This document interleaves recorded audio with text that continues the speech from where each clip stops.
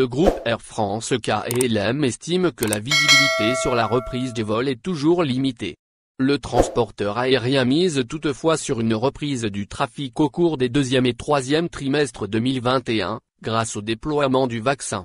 La compagnie aérienne a annoncé, jeudi 18 février, son bilan annuel.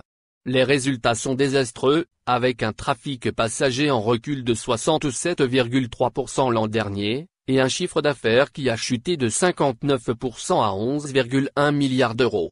Le groupe franco-néerlandais a enregistré une perte nette de 7,1 milliards d'euros à cause de la pandémie en 2020. La compagnie s'attend à un premier trimestre difficile et à un niveau d'activité qui resterait 40% en dessous de celui d'avant la crise. Le directeur général du groupe, Ben Smith, a rappelé que la pandémie était la crise la plus grave qu'ait jamais vécue l'industrie du transport aérien. Une reprise du trafic aérien au cours des deuxième et troisième trimestres 2021. Pour autant, Air France table sur une reprise du trafic aérien au cours des deuxième et troisième trimestres 2021 grâce au déploiement du vaccin. En effet, malgré les lourdes pertes liées à la pandémie de Covid-19, le groupe aérien Air France KLM fait preuve d'un optimisme, quoique prudent, pour les prochains mois.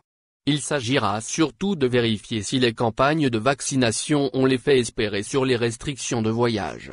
La compagnie prévoit donc un premier trimestre 2021 toujours difficile et lors duquel la visibilité sur la reprise de la demande resterait limitée.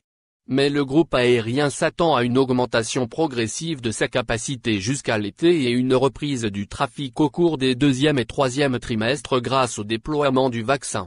Les experts, eux, sont moins optimistes, aussi bien sur l'efficacité de la campagne de vaccination que sur les échéances de levée des restrictions pour le voyage aérien. Merci de vous abonner à la chaîne et n'oubliez pas d'aimer la vidéo et cliquer sur la cloche pour recevoir toutes les nouvelles.